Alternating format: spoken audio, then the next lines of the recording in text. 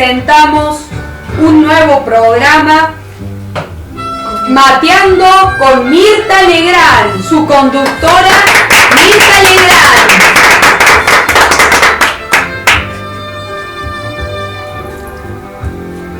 Buenos días, ¿cómo les va a todos? Bueno, una mesaza de nuevo para empezar el día espectacular, y les cuento que tengo medias Silvani, obviamente, siempre con esas medias que divinas, obviamente joyas de mis admiradores, y pum para arriba. Vamos a ver cómo nos deleita la mesa.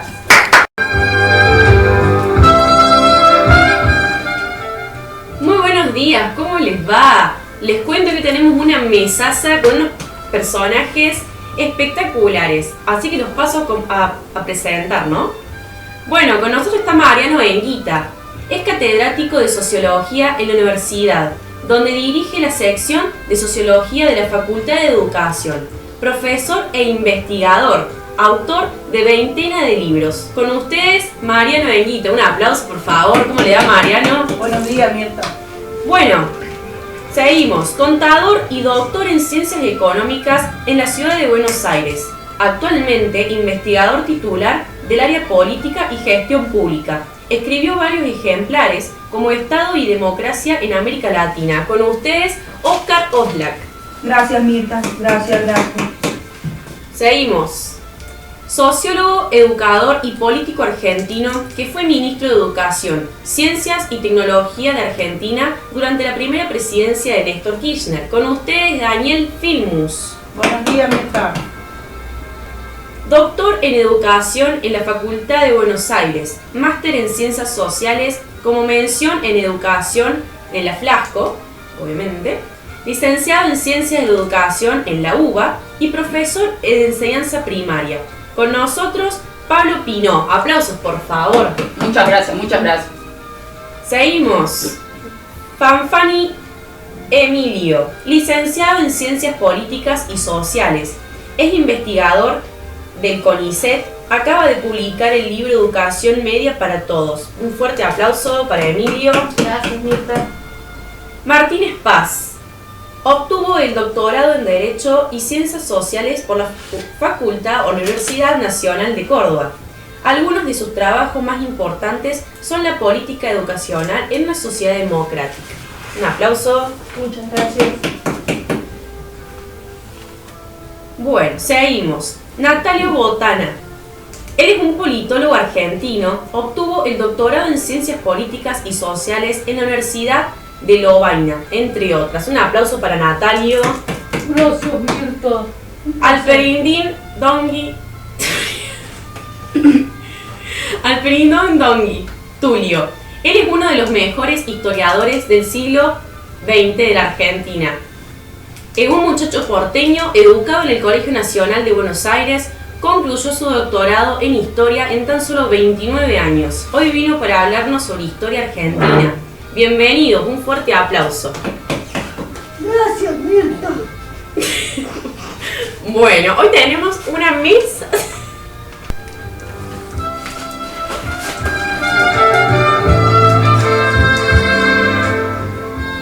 Bueno, estamos de nuevo y con muchas preguntas. Bueno, vamos a empezar por Fanfani. ¿Cómo le va? Muy bien, Mirta. ¿Usted? Perfecto. Bueno, vamos a hacerte una pregunta sobre el tema del Estado. O sea, cuando hablamos de Estado, ¿a qué nos estamos refiriendo? Bueno, hay muchas definiciones. A mí me gusta mucho una de Weber, que dice que el Estado es un instituto político de actividad continuado, cuyo cuadro administrativo mantiene con éxito la pretensión al monopolio legítimo de la coacción física para el mantenimiento de orden vigente. Muchas personas confunden o mezclan el concepto de nación con Estado. Ese Estado es la institución gobernante. En cambio, nación es la que designa al referente de identidad de los gobernados. La protección de los estados da consistencia y asegura la supervivencia histórica de las naciones.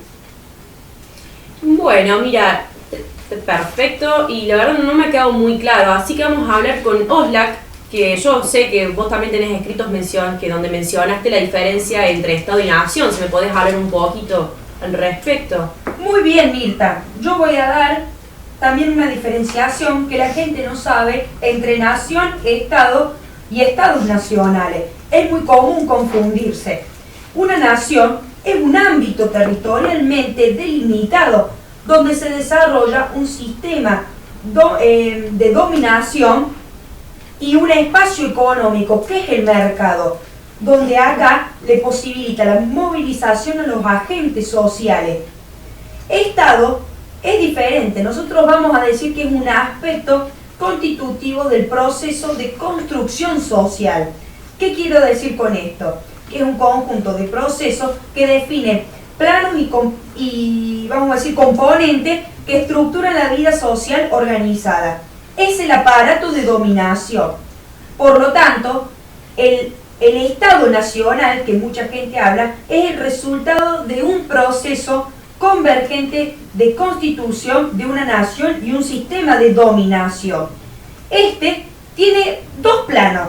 Un plano ideal, bien, que vendría a ser todo lo simbólico, lo que a las personas le da sentido de pertenencia, y un plano material, que es el económico, es el mercado donde se mueven estas personas. No sé si Mirta está conforme también con lo que yo dije. También podemos decir que es la existencia del Estado, se verifica a partir del desarrollo de un conjunto de atributos que definen la entidad como el surgimiento de una instancia de organización de poder y de ejército de dominación político. Sí, la verdad, muy interesante, Oxlack. Bueno, Fanfani, la verdad tengo entendido que en el siglo XIX se consolida el sistema de estados nacionales y tiene varios aspectos. ¿Me podría explicar cuáles son, por favor? Sí, cómo no. Uno de los aspectos es la territorialización, la concentración del poder político y el surgimiento de tres grandes transformaciones sociales: la urbanización, que vendría a ser Estado-Nación, el desarrollo de la economía, deja de ser un monopolio de intercambio, y la reforma protestante. Fanfani, discúlpeme que lo interrumpa. Tenemos que mencionar una secuencia de acontecimientos, bien, que hacen a la formación de un Estado nacional en la República Argentina.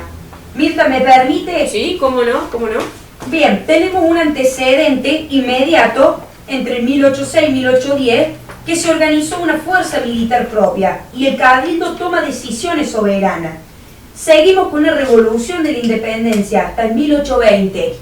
Ajá, mire usted, qué interesante. ¿Me puede seguir contando, por favor? Bien, se estableció un gobierno autónomo y se encara la guerra de la independencia, pero fracasaron los intentos de constituir un Estado. Todavía no había un Estado.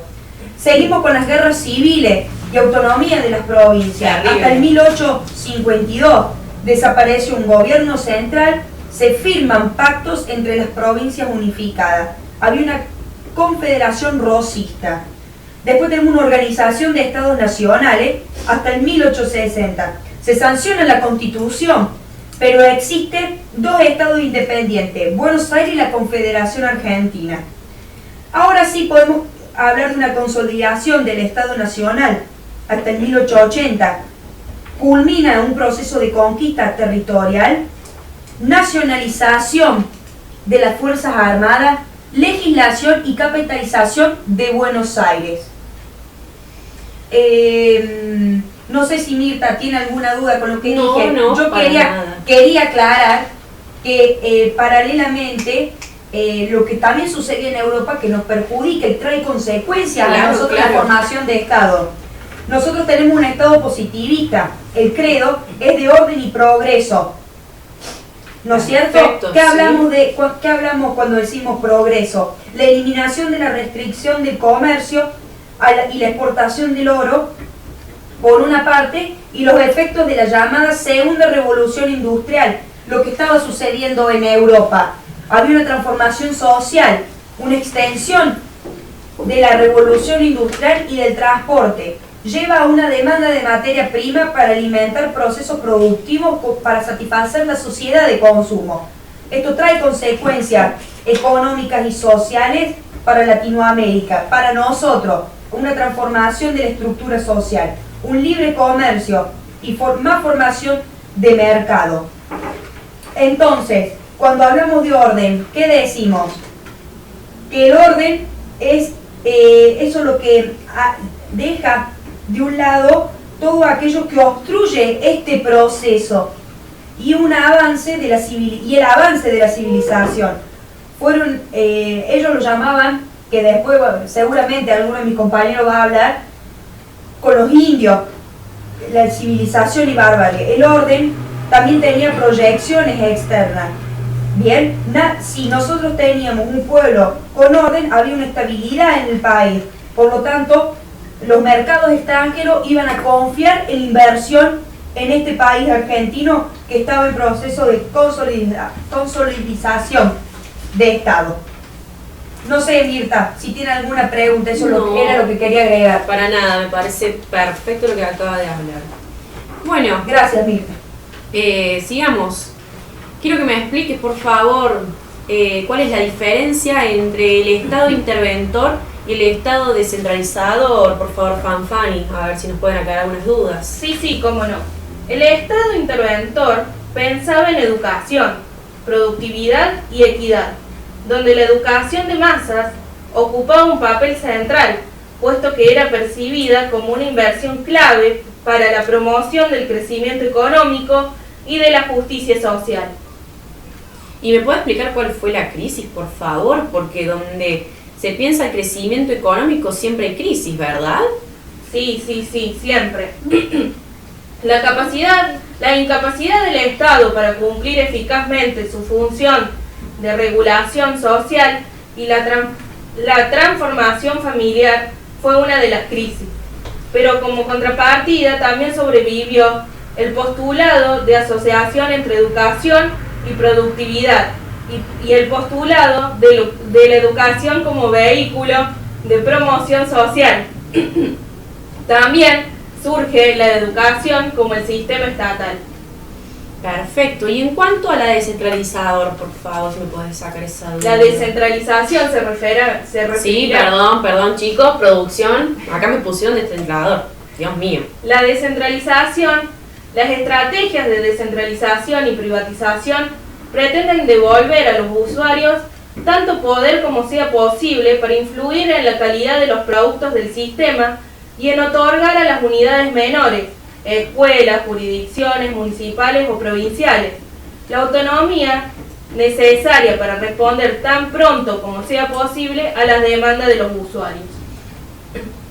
Perfecto. No sé si entendió, Mirta. Sí, perfecto. Bien, la verdad, más que lindo, querido. Bueno, si quieren comer unas masitas, veo que no hay más masitas. Producción, por favor, vámonos al corte y tráiganme algo para comer para estos muchachos, por favor. Gracias, Mirta. Vamos al corte. Bueno, a ver, masita.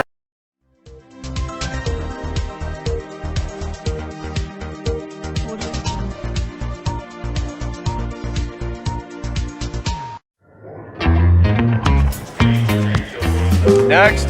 First time in the United States? Sí. No, o sea. Do you have any children? Que yo recuerde, no. ¡Hijo nuestro, papá! ¡Hijo nuestro! ¡2 veces te fuiste, papá! Are you traveling alone? Si yo estoy solo, bueno, solo es un decir. Please look at the camera. ¿Foto? Sí. Only one.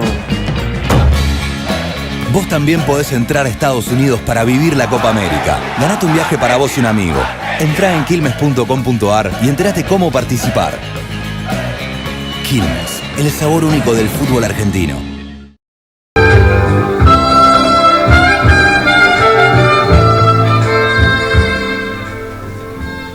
Bueno, seguimos. Han traído las galletitas, así que vamos a poder disfrutar de esta mateada, de esta mesaza. Bueno, vamos a seguir con Tulio. Bueno, en tu obra comenzaste hablando sobre la generación del 37, como vemos. ¿Me puedes contar un poco sobre eso, por favor? ¿Cómo no, Mirta? Es como, o sea, es más o menos también de lo que venían hablando mis compañeros, o sea, parecido, no igual. Resulta que durante la segunda presidencia de Rosa, o sea, alrededor de 1837, hubo un grupo de jóvenes letrados quienes se oponían a este y decían ser quienes estaban destinados a tomar el relevo de la clase política que había guiado al país. Desde la Revolución de Independencia hasta la catastrófica tentativa de organización unitaria del 24-27. Ellos creían que al estar colocados bajo el signo del romanticismo, el principio de soberanía de la razón, estarían mejor preparados para asumir esta función directiva. Tiene figuras muy conocidas, entre ellos podemos destacar Esteban Echeverría, Juan Bautista Alberdi, del que hablo mucho en mi obra, después vamos a charlar un poco de esto, Domingo Faustino Sarmiento, al quien también cito, Bartolomé Mitre, Félix Friat, etc., y entre otros. Estos, como dije antes, se autodenominaban la nueva generación. Y entre otros, aparte de los santafesinos de Estanislao López, riojano de Facundo Quiroga, la facción colorado uruguaya, la Valle, eran los enemigos de Rosas. Pero más allá de esto, obviamente, Rosas seguía siendo más fuerte. Pero ¿cuánto sabe este hombre? Bueno, usted me mencionó algo acerca de una Argentina distinta. ¿A qué se refería con eso?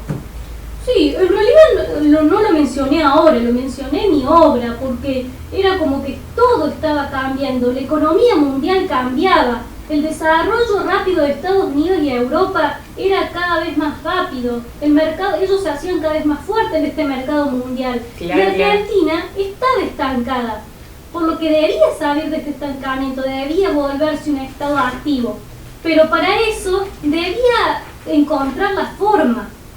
Una de estas formas era, para poder crecer, era con la presencia de los inmigrantes. Claro. Pero más allá de esto, Sarmiento nunca dejó de creer en la educación popular como medio para salvar esta marginación económica y social que estaba sufriendo en nuestra propia tierra.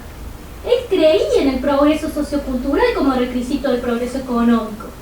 O sea, sin ir más lejos, en uno de sus viajes a Estados Unidos, observó la importancia de la palabra escrita en la sociedad, pero también tomó conciencia de que es necesaria la necesidad de bienestar y de despertar aspiraciones a mejor económica en la población nacional. Es decir, para él, la alfabetización le enseñaría a las clases populares a desempeñar un nuevo papel que estaba siendo necesaria. Y no había que tener miedo de esto, como pensaban otros que más adelante voy a mencionar, porque si hay un poder político suficientemente independiente y fuerte, capaz de convertirse en un grupo dominante, podría imponer los rumbos y los límites a dicha población. Claro, totalmente. ¿Y Alberdi? ¿Me podés contar su postura? ¿Qué opinaba con respecto a eso? Sí, cómo no, Mirta. Bueno, ya Alberdi tenemos que destacar algunas diferencias. Él se interpreta como parte de su postura un autoritarismo progresista, porque él no creía en la distribución de los recursos. Él creía que una sociedad, se podía avanzar como sociedad y como país si se creaba una nueva economía. Pero él no estaba de acuerdo con Sarmiento en la instrucción formal muy completa de esta mano de obra, porque decía que con las habilidades básicas para desempeñarse era suficiente. Él creía peligrosa esta instrucción formal en la disciplina de los pobres. Para él, Argentina sería renovada por la fuerza creadora y destructora del capitalismo. Es decir, que se beneficiarían unos grupos dotados ya de poderío político y económico, destinados a recoger los provechos de esta nueva economía, de este nuevo avance. Por eso es que lo relaciono también con lo que decían mis compañeros antes. O sea, hay distintas posturas, hay grises, matices en esta historia argentina. Claro, totalmente. Cuánto polvo bajo la alfombra, ¿no? Realmente. Bueno, a ver. Vamos a seguir, vamos a preguntarle a Mariano, a ver qué nos puede contestar. ¿Cómo andas, Mariano? Hola, Mirta, ¿cómo estás? Bien. ¿Cuáles son los objetivos de los sistemas públicos de este enseñamiento? Mira, los sistemas públicos tal como los conocemos hoy no surgieron de la nada. El desarrollo político, económico y cultural en Europa condujo un modelo que legitimó una sociedad nacional que alcanzó un nivel altamente institucionalizado en el marco cultural europeo y más tarde en el mundo. Es decir, Mirta, que en Europa fue donde se comenzaron a pensar este tipo de sistemas.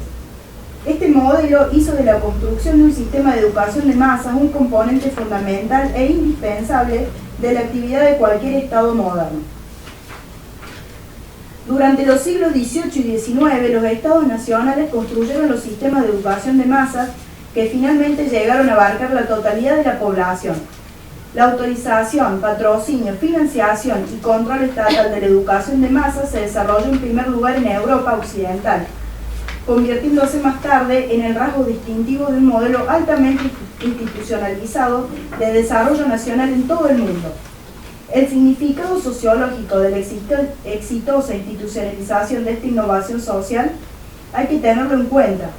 El modelo europeo de sociedad nacional surge a partir de tres hechos muy importantes: la reforma y la contrarreforma, que ya mencionó mi compañero Juan Fani, la construcción del Estado Nacional y el sistema interestatal, y el triunfo de la economía, una economía de intercambio. El sistema universal de educación pública llegó a ser la estrategia más popular en el proceso de construcción de la nación y desarrollo de la ciudadanía.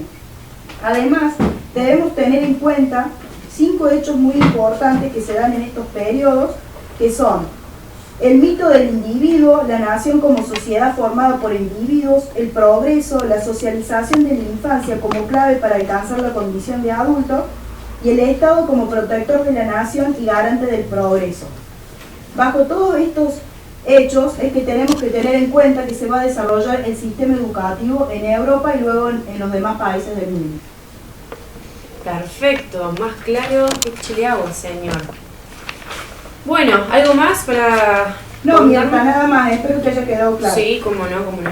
Bueno, vamos a Pino, a ver qué nos puede hablar. ¿Cómo estás, Pino?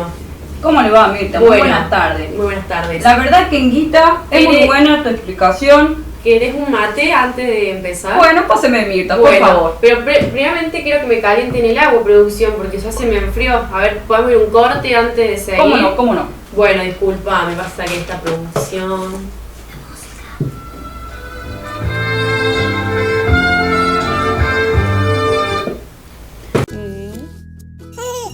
Vos cepís tranquilo, que estos pañales aguantan todo lo que aguanta nuestra familia en un día. ¡No, papi, que tenés un día! Oh. ¿Querés que le cambie el pañal? ¡No, aguanta! Aguanta. Ajá, ¿cómo no? A ver si a vos hay que cambiarte. Perfecto. Hola, hijito. ¡Nos encontramos!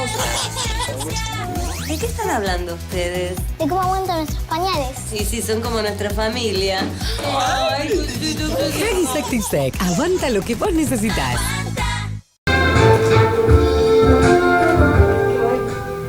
Bueno, seguimos compartiendo esta mesaza con unos ricos mates.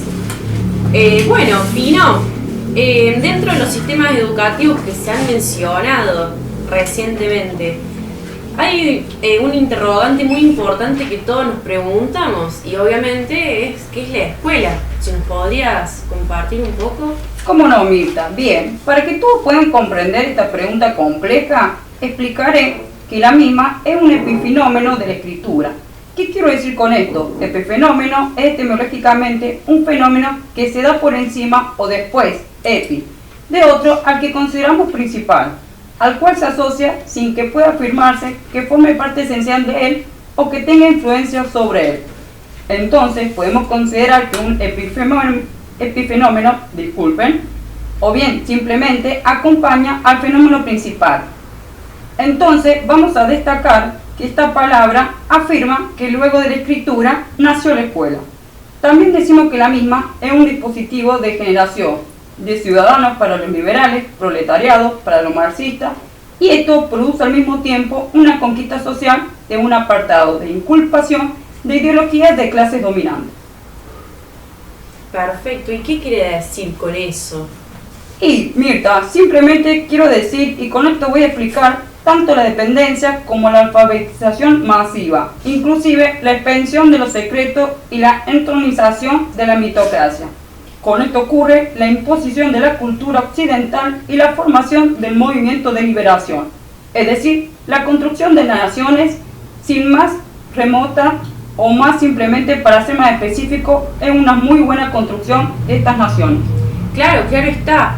Entonces, entre medio de estos acontecimientos, ¿cómo triunfa la escuela? O sea, no debe haber sido nada fácil, ¿o sí? Usted que sabe mucho, cuéntenos un poco. Bien, yo creo como un crítico fuertemente que lo primordial en que hablo en uno de mis ensayos es poder plantear otros abordajes que permitan comprender, digamos, este plus de significación que encierra el triunfo de la escuela y además escapa la enumeración de sus finalidades. Con esto quiero mostrar una hipótesis que la consolidación de la escuela como forma educativa hegemónica fue tal porque la misma se hizo cargo de la definición moderna de educación. Para ello, parte la idea de la construcción de la escuela. No fue ni es de carácter natural ni evolutivo, sino lo menos histórico y contradictorio. Perfecto. ¿Y cómo llega a ese análisis tan profundo? ¿Y qué le puedo decir, Mirta? Al día de hoy, el análisis parte de la contemplación tradicional de la escuela como el punto nodal de la experiencia de la modernidad y el progreso. Para estructurar este pensamiento, problematiza sobre una autonomía relativa aparente de la escuela, posee y observa la naturalización de la imposible edición con el ámbito educativo, la mejor prueba de la construcción social como producto de la modernidad. Y justamente para desnaturalizar esta petición hay que dar cuenta de un derroteo de experiencias como parte elemental para la generación de la escuela. ¿Qué hay con esto, Mirta? En la necesidad de anular todas las prácticas educativas tradicionales bajo la escolarización y contempla la escuela como único medio posible para el vacío, al apelar a analogías con materia eclesiástica, desde un necesario aislamiento para con el exterior, pensando como negativo hasta la búsqueda de reglas propias como consecuente regulación artificial de tiempo y espacio. Perfecto, y con respecto a este tema, ¿cómo destacarías la uniformidad y la universidad de la práctica y los contenidos, ¿no? Que es un problema. Qué interesante pregunta, a la cual voy a destacar el concepto de Foucault. Desde la modernidad, estructura un poder que aplica a lo colectivo, conformando con ello un campo monopólicamente. ¿Qué quiero decir con esto? A través de una formación misma de especialidades, determinando sus límites de acción, tanto morales como éticos. Aquí se explica un poder descentralizado, pero dentro del campo plantea una regulación que delimita. La infancia, como ya mencionaron mis otros colegas, y la adultez, fueron necesarios apuntados como aspectos opuestos dentro de la modernidad, siendo la primera entendida como negativa y la segunda como evolución natural hacia lo positivo del ser humano. Entonces, podemos hablar que estamos hablando de una simetría con el educando y la condición de una necesaria evolución permitieron la formulación de diferentes dispositivos de disciplinamiento. Perfecto. Y es cierto que usted en el siglo XIX fue el laboratorio de prueba de la escuela, dando por sentado que la misma era mejor forma educativa. Es correcto, Mirta, es correcto. Bueno, perfecto. A su vez usted contempla 3 discursos en el siglo XIX. ¿Cuáles fueron o cuáles eran? Si nos puede contar. Bien. Eran simplemente 3 muy importantes aspectos, que era el liberalismo, el positivismo y el habla tradicional. Estos fueron los motores de un reprocesamiento de pensamiento educativo. Cuando me refiero al liberalismo, que mis compañeros sabrán bastante bien, se plantea un sujeto portador de derechos y obligaciones y un Estado garante de los mismos, siendo de esta manera Estado docente, administrativo y racional. La obligatoriedad en la educación es parte del impulso liberal. La institucionalización de la educación también aportó la idea de ascenso social, pero la mitocracia que ordena las prácticas conlleva a una existencia de legitimación de desigualdades. Entonces, cuando apareció el positivismo, apartó el aval de la escuela como institución evolutivamente superior de difusión de la única cultura de la vida, para el progreso ordenado de la humanidad. Y por último, voy a destacar el aula tradicional. Tiene que ver con el método simultáneo y colectivo de la enseñanza, a través de la conformación del disciplinamiento de los cuerpos, aplicado a tanto espacio y tiempo y finalizando de esta manera las asimetrías establecidas entre el docente y el alumno. Perfecto, ha sido muy amable. Me encanta que haya venido, pero tómese el mate porque se le va a enfriar, me parece. ¿Cómo no, Mirta? Muchas gracias a usted, está todo muy rico, ha sido muy amable. Bueno, cómo no, nos vamos a un corte y venimos en esta mesaza. A ver si nos pueden traer agua caliente y unas ricas masitas.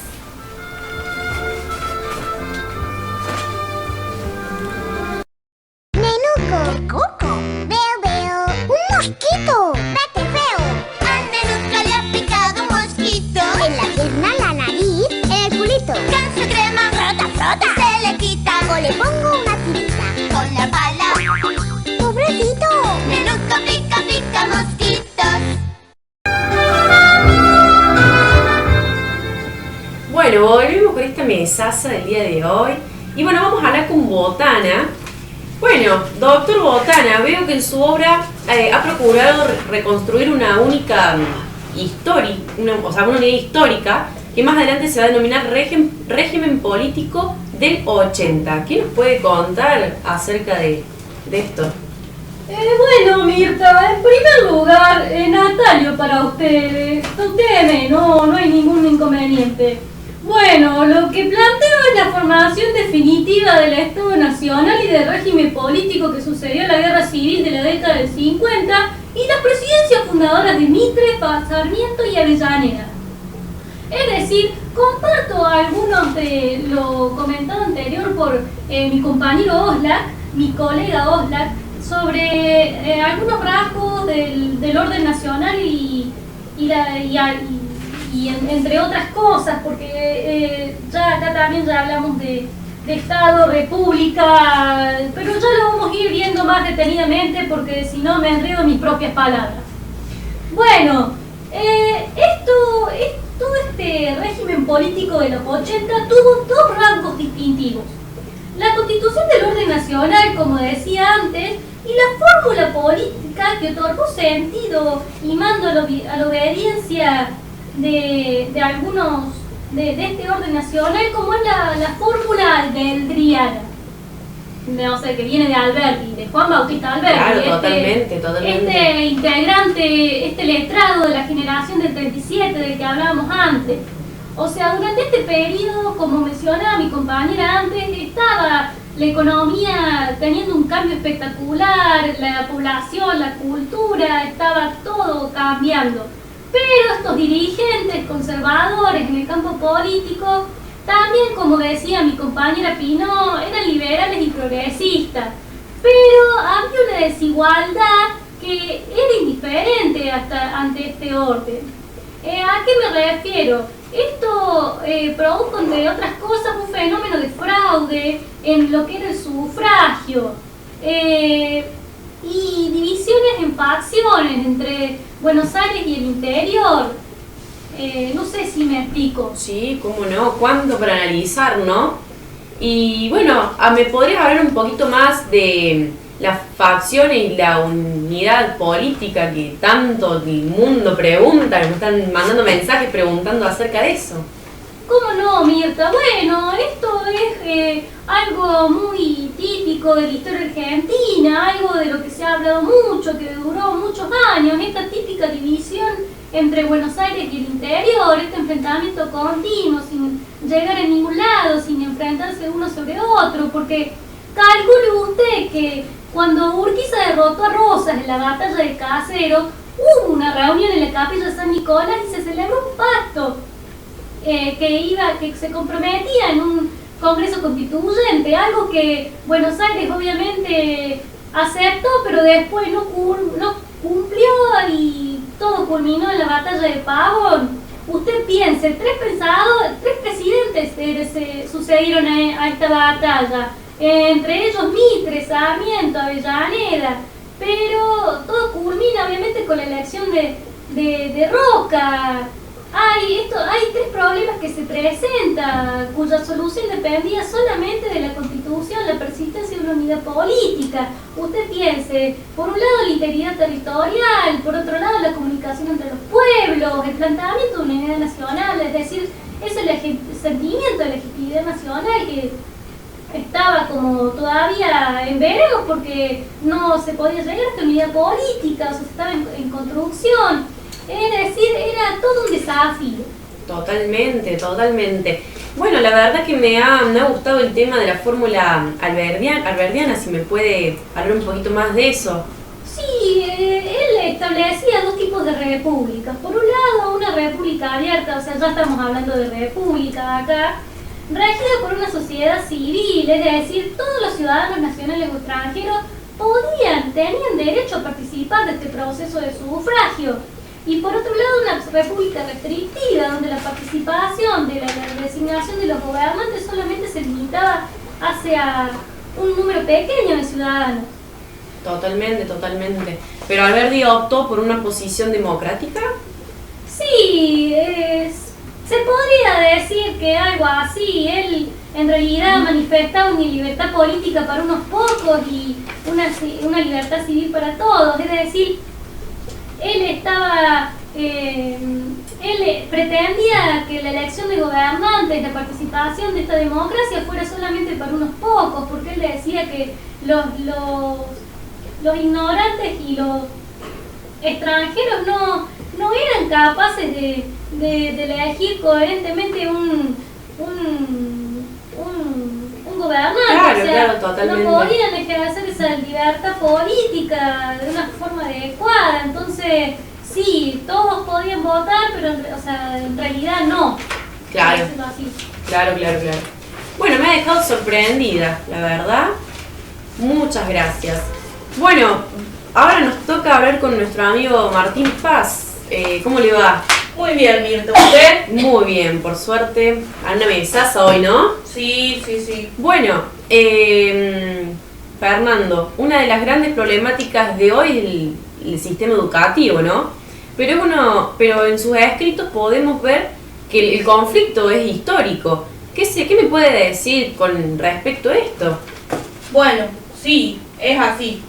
Aunque nuestro sistema educativo ha tenido varias reformas y hemos evolucionado. Si retomamos un poco de historia, aproximadamente en 1869, con la llegada de los inmigrantes y el primer censo nacional, se pudo calcular que el analfabetismo llegaba al 77%. La escuela era para algunos pocos y los maestros no estaban preparados. Claro. En esta época había problemas fundamentales, escuelas desiertas, faltaban maestros preparados, como ya dije antes, y el analfabetismo, que era uno de los mayores conflictos. Perfecto. ¿Y cómo lograste repuntar esta situación? Yo no lo logré, lo logró la historia en sí, pero se logró implementar en el marco jurídico de la Constitución en 1853, que luego fue reformada en 1860, donde se garantizaba al ciudadano el goce de sus derechos. Se afirma como deber supremo de las provincias el cuidado de la educación primaria, aunque no estaba muy claro el rol aún. Las provincias no tenían muy claro el rol de la educación en esta época. Sí, todo muy lindo, pero la nación, el rol, ¿qué era? ¿Cuál era el rol? Sí, antes déjeme terminar para decir que también en esta época quedaron establecidos los principios como la gratuidad y la obligatoriedad de la enseñanza primaria oficial también. Ajá. Eso es muy importante. Y en cuanto a la nación, era una puja de poder. El poder estaba en las subvenciones. hubo mucha corrupción metida en este tiempo, porque en sus principios no había control de las subvenciones. Luego, con la ley número 463, creada en 1871, se logra organizar estas subvenciones. Las subvenciones vienen a ser el capital que la nación le proveía económico a las provincias para la distribución de las riquezas destinadas a la educación. También se logra crear un establecimiento de dirección pública y se crean los fondos públicos permanentes. Tengamos en cuenta que en esta época, al principio, antes de sancionar la ley, no había un control de las subvenciones, por eso existía tanta corrupción. Por eso se dictamina la ley para tratar de controlar un poco los fondos públicos. Y con respecto a la educación secundaria, bueno, esto es antes de 1863, se habían iniciado en las provincias un importante movimiento al respecto, cuyo objetivo era la preparación para el ingreso a la universidad. Estamos hablando del Colegio Nacional, donde se enseñaba humanidades. La problemática era la que las certificaciones no eran válidas para el ingreso a la universidad. Bien, y en cuanto a los maestros, o sea, no habíamos comentado que no tenían presupuesto, ¿qué pasaba? Sí, no tenían preparación tampoco. Claro. Y bueno, para esto se crea la Escuela Normal Nacional en 1870, que, sí, como bien lo dice la palabra, dependía de la nación, donde los maestros ya tenían una preparación adecuada y el objetivo era llevar su obra civilizadora a todas las clases sociales. En este momento, la nación poseía el monopolio de las escuelas nacionales y exigía un carácter laico. Y luego se sanciona la ley 1420, ¿es así? ¿O me estoy equivocando? Exacto, Mirta. Para los televidentes, explicarle un poquito de la ley 1420, es sancionada en 1884 y entre otras cosas dice que el niño debía ser educado. Los principales caracteres de esta enseñanza eran obligatorio, gratuito y gradual. Es aquí cuando los liberales y católicos se exigen o se enfrentan para defender o rechazar la inclusión de la enseñanza religiosa. Y en cuanto a la escuela secundaria... Voy a aclarar algo, Mirta. Sí, cómo no. Voy a aclarar algo de la ley 1420. Me gustaría decir que lo que más o menos establecía esta ley, que es muy importante para el pueblo argentino, que el Estado es el responsable de la educación pública, que el gobierno colegiado a través del Consejo Nacional de Educación y los consejos de distrito. También podemos decir que se financia la educación primaria. Bien, se estimula la creación de jardines de infantes, escuelas para adultos y en el caso de necesidad, escuelas ambulantes. Se establecen contenidos mínimos de lengua nacional, historia nacional y geografía nacional. Se normaliza la actividad docente, se promueve la creación de la biblioteca popular, se establece la inspección estatal sobre escuelas particulares. ¿Qué queremos decir con esto? Que el objetivo es la formar ciudadanos para lograr una integración de los habitantes de la Argentina, Mirta. Gracias, disculpe Mirta por interrumpir. No, quería agregar esto. Tienes paz, una pregunta. Sí, antes de la pregunta, Mirta, también quería agregar que también surgen diferentes leyes, como por ejemplo la ley de las subvenciones 2737, que es sancionada en 1890 para perfeccionar el régimen de entregas por la ley 463 que mencioné antes. Claro. También surge la ley 4874 en 1905, facultaba el establecimiento de las escuelas primarias nacionales en la provincia, etc. Ahora sí, la escucho, Mirta. ¿Está a favor de lo que acá mi compañero Oslak está comentando? Sí, él lo completó un poquito más. Yo empecé con la ley 1420, pero sí, obviamente. Y en cuanto a las escuelas secundarias, ¿qué pasó? ¿Qué es lo que pasó después? Bueno, después de 1890 las escuelas nacionales ya no respondían a las demandas educativas del país, que comenzaba a establecer sus industrias y exigía otro tipo de enseñanza, donde aparece en 1898 las escuelas industriales de la nación o las famosas escuelas técnicas. Perfecto. ¿Y hubo un intento de reforma, es así? Sí, pero ya esto sucedió en 1916. Se intentaba reformar la enseñanza pública, donde la enseñanza primaria sería de 4 años, las instituciones de escuelas intermedias de 3, los colegios nacionales facilitarían la elección de asignaturas de acuerdo a la carrera a seguir, las escuelas normales, donde dictarían clases de práctica para el desarrollo de aptitudes para el magisterio, y las escuelas industriales se fija un piso de contenido. Este proyecto fracasa por intereses económicos debido a la oposición socialista. Perfecto. Bueno, querido, muy interesante lo que me has contado hoy. Obviamente, para saber más, te lean sus textos, son muy interesantes y te bombardeé con preguntas y no te he tomado el mate. Así que tómate el mate y vamos a la pausa para ver qué onda. ¿Sí? Gracias, Mirta. ¡Qué alegría! ¡Cuánto colorido! Porque mamá te va a cuidar siempre, siempre, sí. No, Juan, yo te lo puedo explicar. ¿Estás ahí? Dale, Juan, no te hagas la novela, bebote. El amor es así. No sé. Es como tocar el cielo, algo mágico en el aire, sí. ¿Qué más puedo pedir? Lo sé, si todo me parece un sueño, donde siempre soy el dueño. Mamá, me voy a casa. Chao, me voy.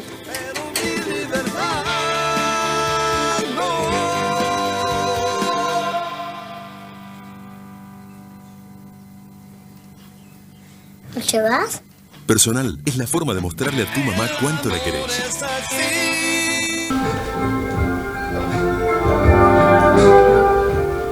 Bueno, hemos llegado al fin de este programa, de esta mesaza espectacular, pero antes tengo que hacer una pregunta, Filmus, por favor.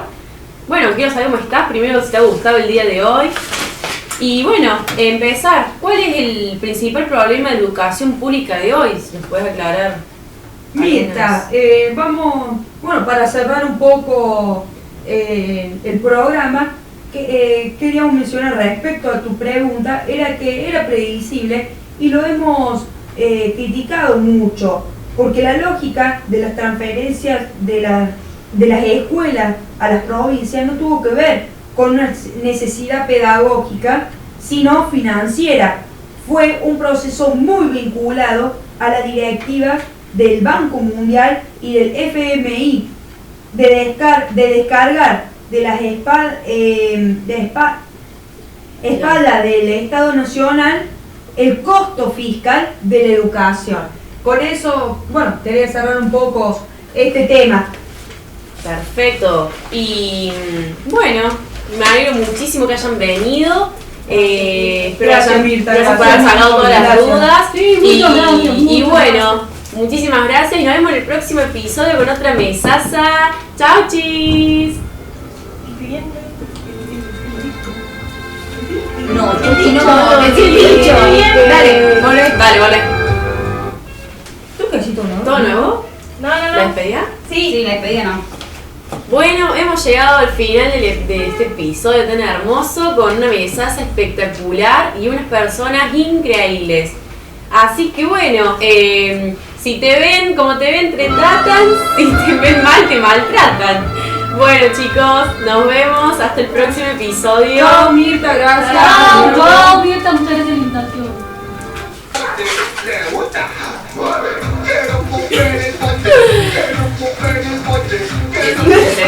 Presentamos a Dai, Belu, Juli, Antonella y Laura.